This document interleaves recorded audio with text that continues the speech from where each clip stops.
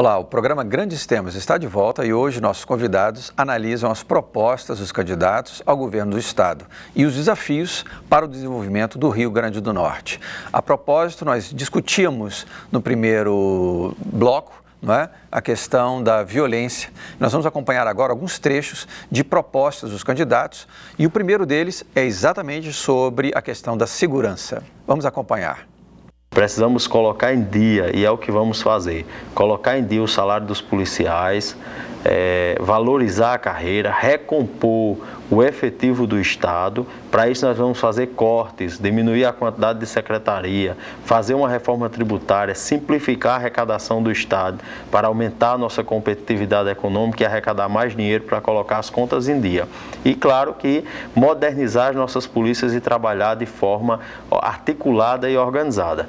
Vamos sim dar 45 dias de férias para os nossos policiais. Facção, droga, crimes que têm alto nível de organização, você combate estruturando as delegacias de crimes financeiros.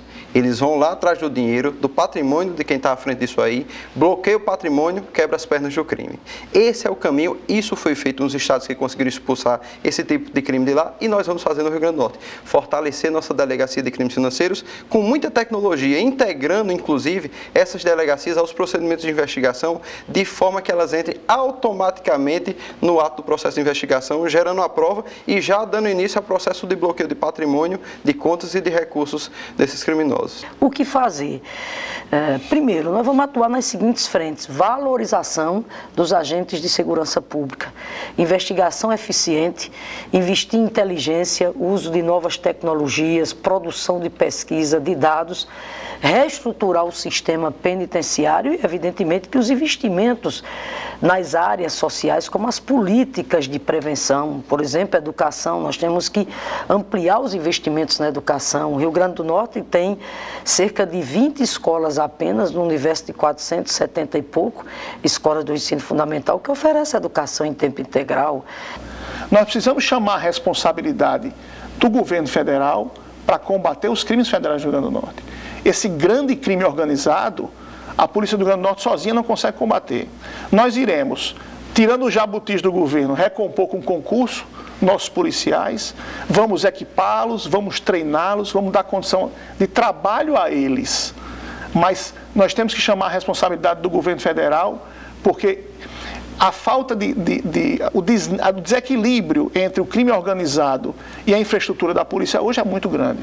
E nós trazemos aí a contratação de 625 policiais a cada ano, que ao final dos 4 anos nós teremos aí um aumento no efetivo de 2.500 novos policiais.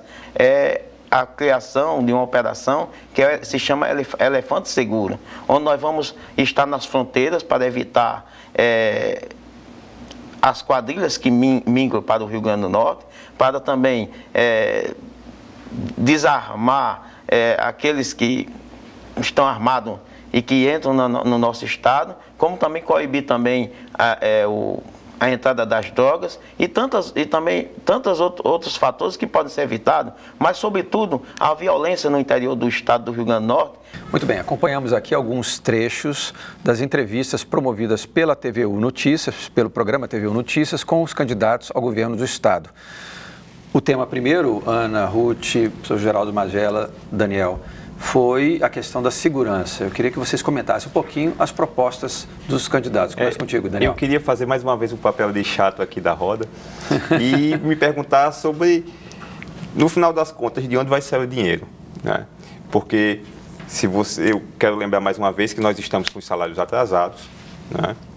Que nós temos uma das máquinas mais problemáticas do ponto de vista da sua capacidade de pagar o seu custeio, né? Nós não nos adequamos à lei de responsabilidade fiscal, né? Nossa folha ultrapassa, né? Nós temos uma das piores correlação entre servidores da ativa e servidores aposentados do país, né? 1 para 1, né?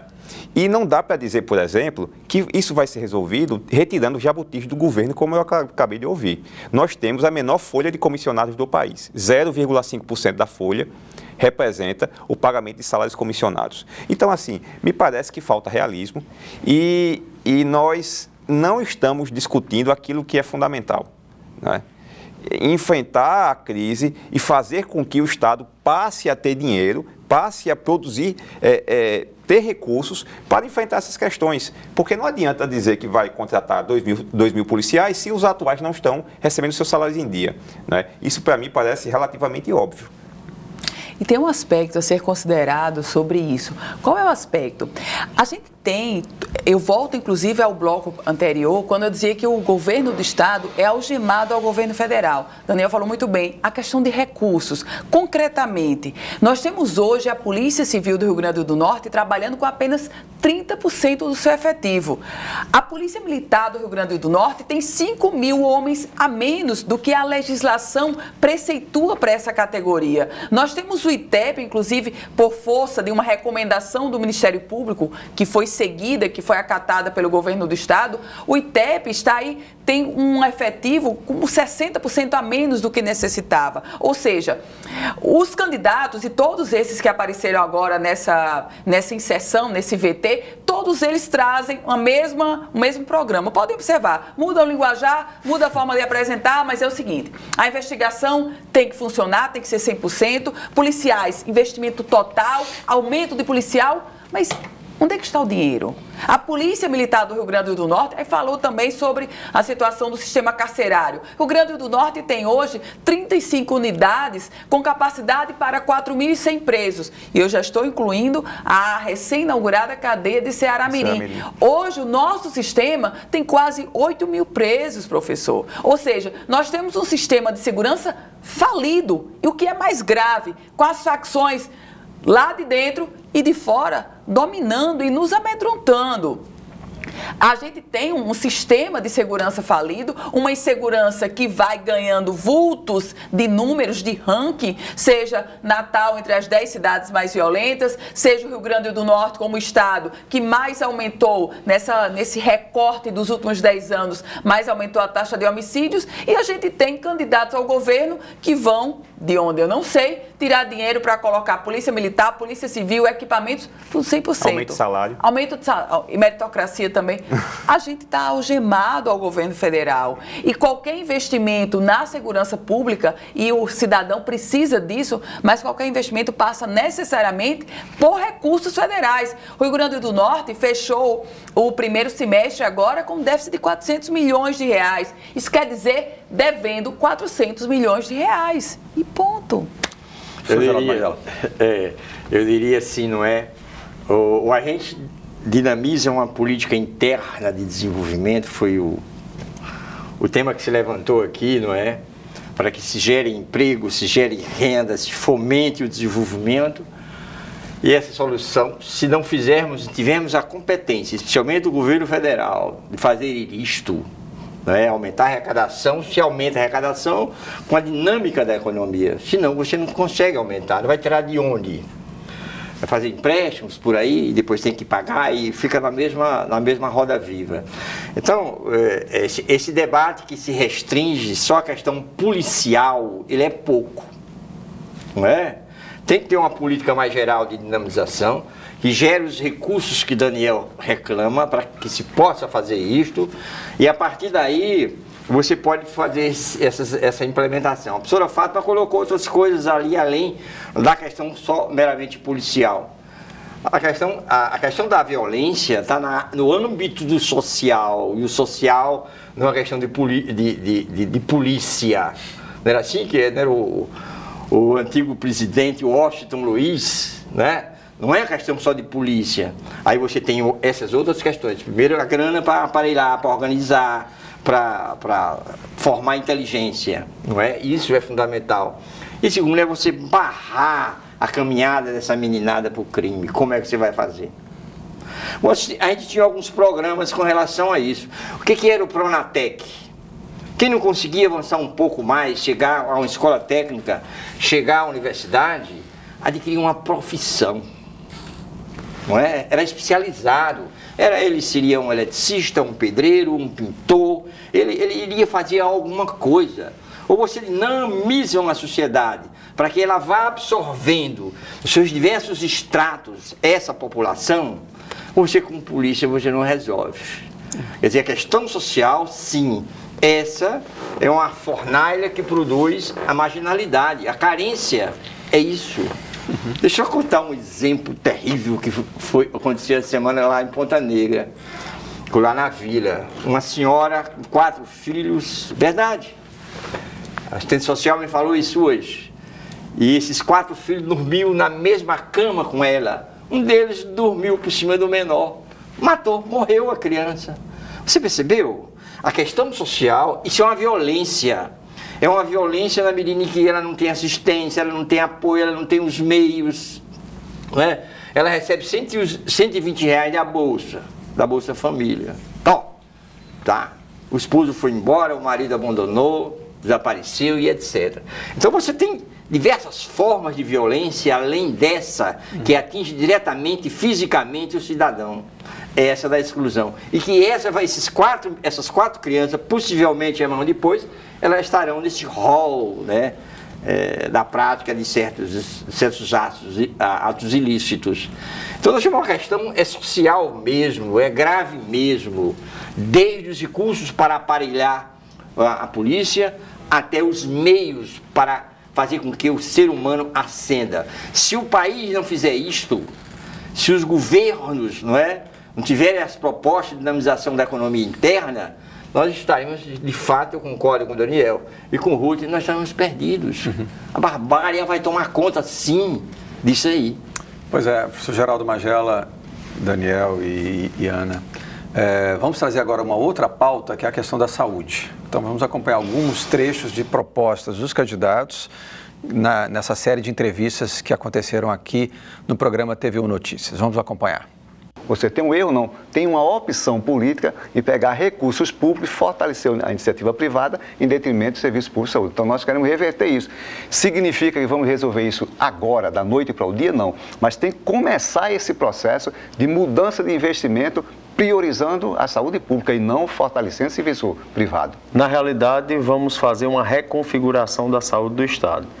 Firmar parcerias técnicas com os municípios para fortalecer a atenção básica, porque conseguimos resolver 85% dos problemas, segundo estudos, podem ser resolvidos no postinho de saúde, que é a responsabilidade das prefeituras, dos municípios.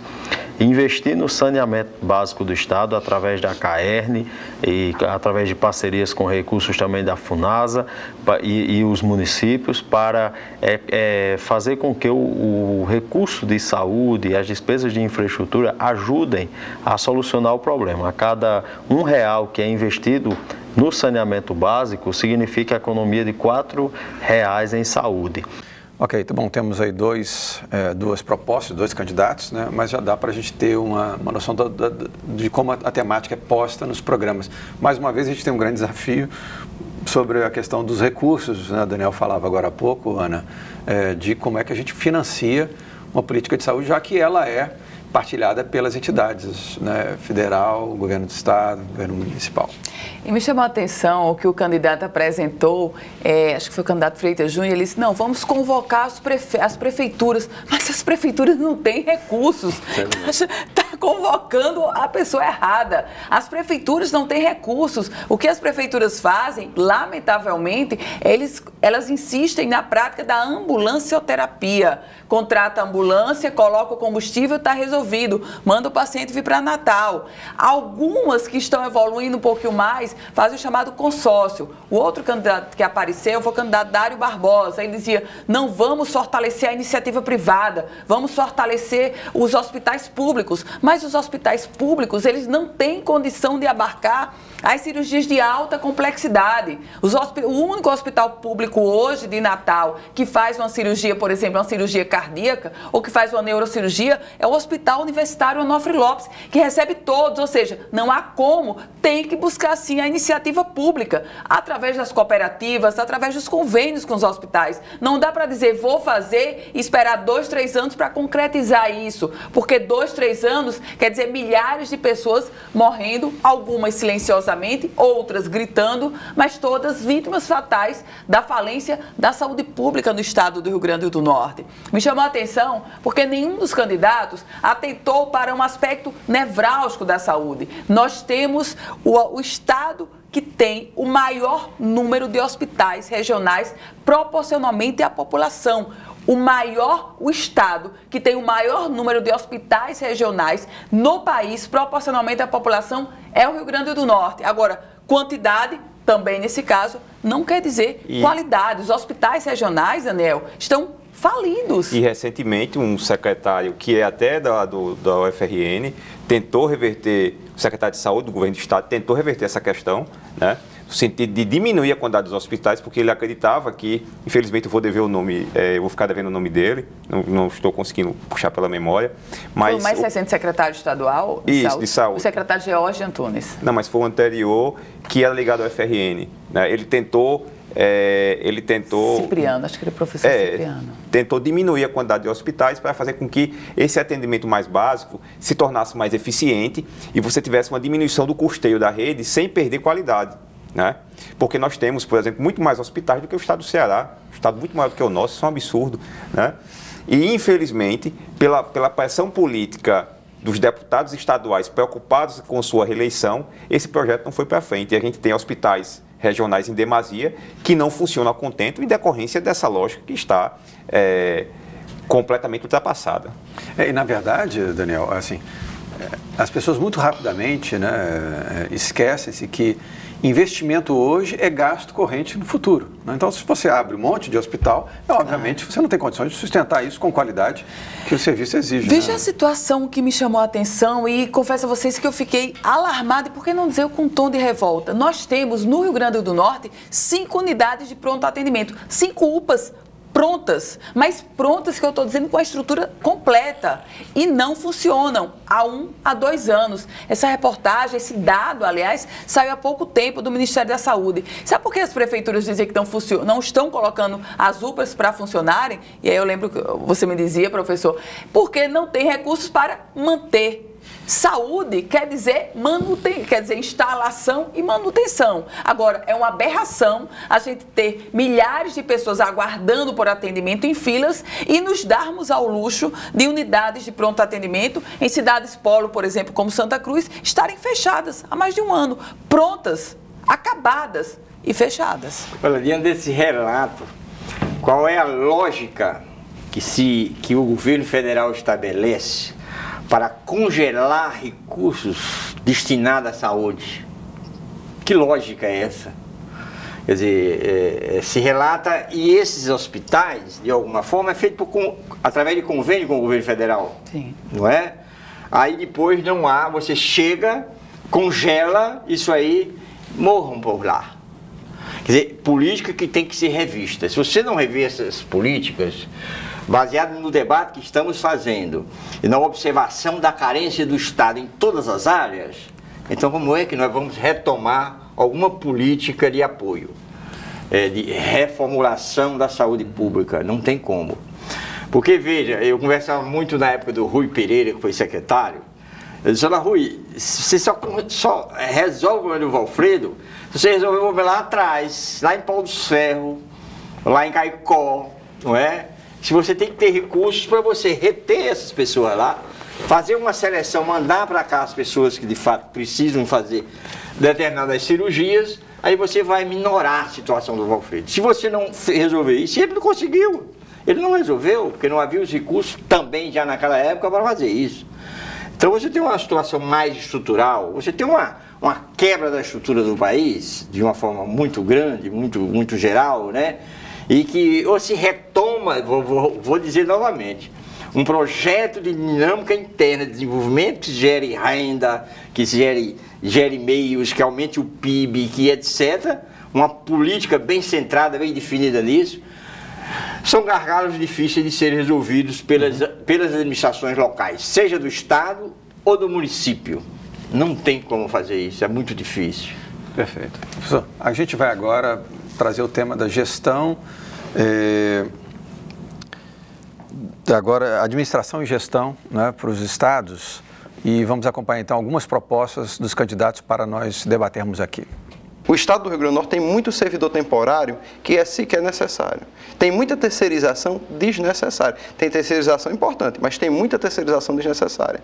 O que tem de prédio locado nesse Estado a 50, 60 mil reais, que sequer precisa investir, são muitos. As secretarias de Estado, para concluir, elas têm 15 setores em comuns: compras, estoque, almoxarifado, recursos humanos. Quando você unifica 3 ou 4 secretarias dessas, só precisa de 15 setores. Você consegue economizar. E aí você consegue valorizar e pagar o servidor efetivo em dia. Mais recursos, não só do Estado, mas também faz uma exigência que os governadores não fazem de ter dinheiro do BNDES para financiar o Estado, mas também dar um incentivo às micro e pequenas empresas, que são importantes nesse momento, que geram quase 70% dos empregos no Brasil. E aqui da mesma forma. Adotar um conjunto de medidas para organizar as contas do Rio Grande do Norte, se Deus quiser, para buscar a regularização do pagamento em dia dos servidores, dos fornecedores, colocar os serviços essenciais para funcionamento, educação, saúde, etc. E o emprego. Vamos implementar um modelo de desenvolvimento com inclusão social e econômica. Isso significa o quê? Por exemplo, PROAD. Eu vou manter o PROAD, mas eu vou aprimorar o PROAD. Porque eu vou expandir o PROAD para pequena e para média empresa. O PROAD é aquele incentivo que a gente dá para trazer as indústrias aqui para o Rio Grande do Norte. Segundo, nós vamos, se Deus quiser, lutar pela revitalização do setor de petróleo. Nós vamos lutar para que os investimentos em energia eólica sejam expandidos. Ok, você acompanhou agora alguns trechos do programa de entrevistas, da série de entrevistas que o TVU Notícias propôs aqui na TVU com candidatos ao governo do Estado. E o tema agora foi, então, administração e geração de empregos. Ana, a dificuldade é grande pelo contexto também, contexto nacional, a gente não pode desconectar, como a gente conversava, né? O que você achou dessas ideias aventadas pelos candidatos que aí falaram? Eu achei excelentes para um Estado que não tivesse como o nosso. Simples. O Rio Grande do Norte, porque vejam vocês, o Rio Grande do Norte hoje compromete 55% da sua folha, da sua receita com a folha de pessoal. O Estado do Rio Grande do Norte tem hoje um déficit previdenciário, o Daniel já alertava para isso, um déficit previdenciário mensal de 100 milhões de reais. Isso quer dizer que o que se arrecada com a contribuição do ativo não é suficiente para pagar o inativo. Falta 100 milhões de reais, que eles buscam de onde? Da chamada fonte 100, dos recursos gerais do governo do Estado. Isso é um aspecto. O outro aspecto, o Rio Grande do Norte, algum candidato diz aí, diminuir secretarias. Não funciona. Tem que equacionar essa máquina. E equacionar essa máquina quer dizer pagar uma folha de pessoal que não dá para pagar hoje. O Estado do Rio Grande do Norte, literalmente, ele se encontra falido por diversos aspectos, inclusive por esse aspecto de nós termos uma folha de pessoal que está inchada de valores, inchada desse crédito a quem tem crédito e débito a quem tem débito. Essa folha, ela foi estourada no governo Vilma de Faria e Iberê Ferreira, quando concedeu, e aqui não temos nenhuma procuração para defender nem para criticar, quando concedeu os chamados planos de cargos, carreiras e salários a um Estado que já estava na iminência de ultrapassar o limite total da Lei de Responsabilidade Fiscal. O Tribunal de Contas do Estado, recentemente, trouxe um relatório apontando para a suposta irregularidade desses planos de cargos, carreiras e salários concedidos no apagar das luzes da campanha eleitoral de Iberê Ferreira, quando ele buscava a reeleição, e executada essa folha de pessoal com esses incentivos no início da gestão de Rosalba Ciarline, com uma fortíssima pressão dos servidores públicos para executar uma lei proposta pelo governo e aprovada pela Assembleia Legislativa. Tanto é que se compara muito a situação do Rio Grande do Norte com a da Paraíba, né? O estado da Paraíba, que eles têm mais ou menos o mesmo orçamento, mas o estado da Paraíba tem cerca de 120 a 125 mil servidores, né? Contando os da ativa e da inativa, né? E o estado do Rio Grande do Norte tem cerca de 100 mil. A folha do Rio Grande do Norte custa em torno de 440 milhões, ao passo de que a folha da Paraíba custa em torno de 320 milhões. Né? Não existe praticamente nenhuma carreira do Rio Grande do Norte que ganhe menos do que a carreira da Paraíba. Um delegado ganha muito mais aqui do que ganha na Paraíba. Um auditor fiscal ganha cerca de 30 mil reais aqui, lá ganha 15, né? O policial aqui ganha mais do que ganha na Paraíba. Então a gente criou uma condição que a gente não é mais capaz de sustentar em face dessas tentativas, um pouco, vamos dizer assim, e eu não estou defendendo, nem querendo atacar ninguém, mas é um dado objetivo, de questões um pouco insanas, né, e momentâneas, em prol de atendimento de pressões de categoria A, B ou C, e a gente cria esse cenário com a outra situação que é extremamente preocupante, que vem da segunda gestão do governo Vilma de Faria, se não me falha a memória, em que ela desvincula o orçamento do Estado dos repasses que são feitos para os demais poderes constituídos. Então, hoje a gente tem a aberração de que há um caixa do Executivo e há também um caixa do Judiciário, um caixa do Legislativo, um caixa do Ministério Público, né? E esses poderes passam a agir agora como poderes autônomos no sentido de agirem como executivo, e aí você tem, por exemplo, o Legislativo comprando ambulância, comprando viatura e distribuindo conforme as vontades eleitorais dos deputados, sem nenhum tipo de planejamento. A primeira coisa que o governador que vier sentar na cadeira tem que fazer é revincular esse caixa, de maneira que tudo que vier a sobrar nos demais poderes tenha obrigatoriamente que retornar ao governo estadual, porque senão a gente vai passar por esse absurdo, que é um Estado, do ponto de vista do Executivo, quebrado, né? Enquanto que os demais poderes passam por essa crise com muita tranquilidade, e mais uma vez eu retorno à Paraíba para dizer que a Paraíba tem poderes mais enxutos, né? E funcionam melhor conforme os índices de desempenho, por exemplo, do Conselho Nacional de Justiça, do que a Justiça do Rio Grande do Norte. Então, isso tem que ser reequacionado, não tem para onde correr. Não tem a menor dúvida. Só a gente já vai encerrando, eu passo já a palavra para o professor Geraldo Magela, mas assim, é impossível a gente esquecer aqui o fato de que nós estamos pensando no próximo governo em queda flagrante de arrecadação. Se também o próximo governo do Estado não intervir, não melhorar, né, além do descontrole dos gastos, nós temos uma baixa de arrecadação no Estado que compromete muito qualquer possibilidade de políticas futuras, né, na direção de enfrentar esses problemas. Professor. É verdade, se não dinamizar o desenvolvimento brasileiro, né, não vamos ter uma solução fácil para isso. Agora, com relação especificamente ao funcionalismo público, o que nós temos? Eu acho que o Daniel levantou uma coisa interessante. Os caixas ricos e poderosos do Tribunal de Justiça, do próprio Tribunal de Contas, não é? E do Legislativo, tá? que concede-se seus aumentos, não é? Conforme os interesses dos grupos, mas o conjunto, não é, dos servidores públicos não tem esses privilégios. Se você pegar as estatísticas, vai mostrar lá, não é?